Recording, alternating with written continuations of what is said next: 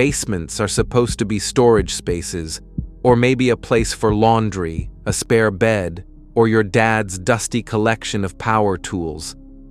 But what if I told you some basements hide far more sinister secrets? Today we'll go deep, literally.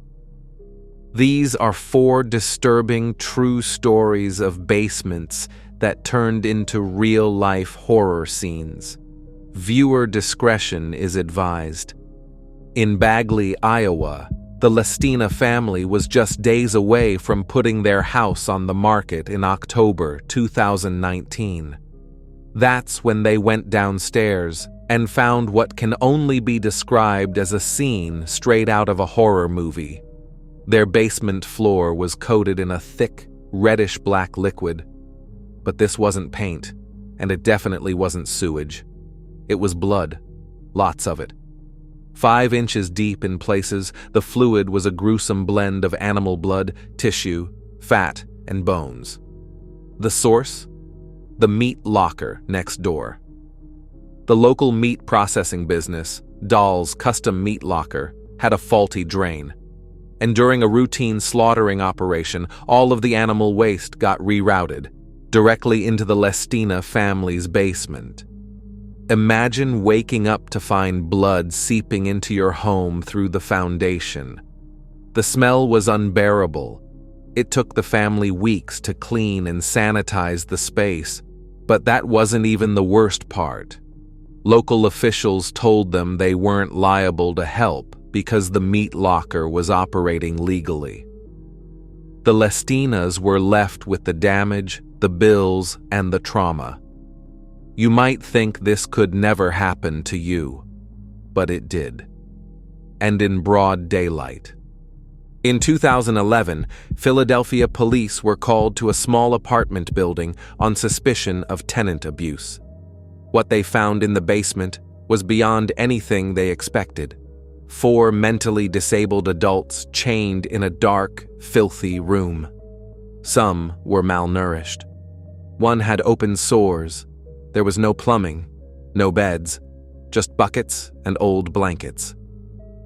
The ringleader was a woman named Linda Weston, who had a long history of abuse and manipulation. Her goal? To collect the Social Security checks of her victims while keeping them imprisoned like animals. Investigators later discovered that Weston and her accomplices had moved their victims across multiple states to avoid detection. Some of the victims had been missing for years, reported by family members but never found. And yet, there they were, just beneath the floorboards of a regular Philly apartment complex, rescued only by chance. It wasn't just one basement. Police would eventually find additional victims in other properties tied to Weston. What looked like poverty at the surface hid a deeply orchestrated exploitation network.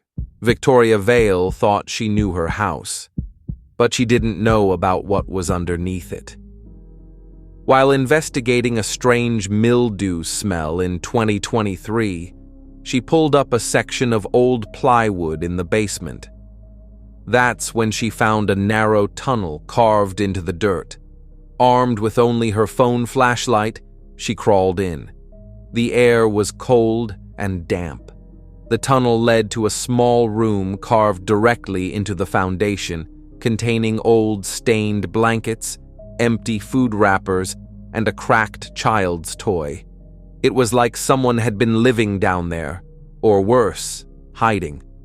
When she posted about it online, Reddit sleuths exploded with theories: forgotten Cold War shelter, a hideout for squatters, a missing persons den. Victoria called in local authorities, but nothing illegal could be proven.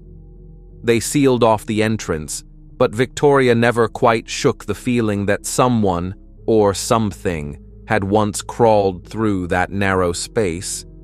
Maybe still did. She moved out 2 months later. This next story isn't just disturbing, it's the stuff of nightmares.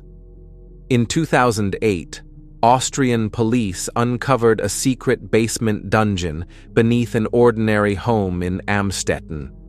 The man who owned the house, Josef Fritzl, had locked his daughter Elizabeth in that basement for 24 years.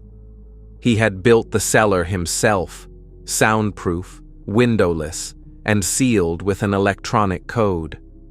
For nearly 2.5 decades, Elizabeth lived there in darkness, bearing 7 of Joseph's children. 3 of those children lived with her in captivity. The other 3 were raised upstairs by Joseph and his wife, under the lie that Elizabeth had abandoned them.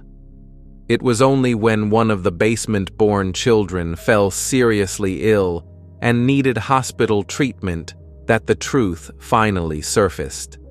Elizabeth pleaded with Joseph to take the child to a doctor, and when he did, inconsistencies in his story led to police intervention. Elizabeth and her surviving children were finally rescued. Josef Fritzl was sentenced to life in a psychiatric prison. The home was later destroyed. The world reeled from the scope of the horror. But perhaps the most chilling part is this. Neighbors had lived next to the Fritzl house for decades and never suspected a thing. Basements are where we put the things we don't want to see. The forgotten, the buried, the hidden. But sometimes, what lurks down there refuses to stay hidden. Whether it's human evil or just a burst pipe full of animal blood, these real stories prove one thing. If something feels off about your basement, trust your instincts. Stay safe out there. And maybe tonight, double-check that basement door.